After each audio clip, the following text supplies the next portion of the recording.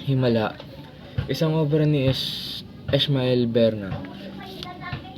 May isang maliit na baryo na ang pangalan ay Kupang.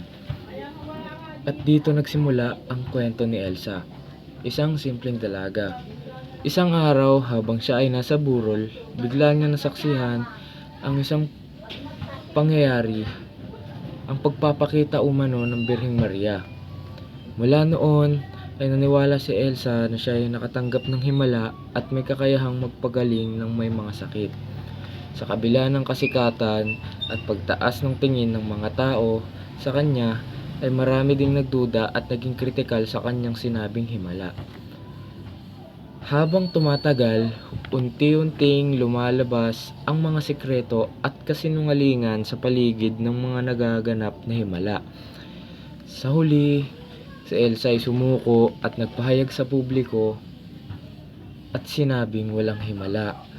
Ang himala ay nasa puso ng tao.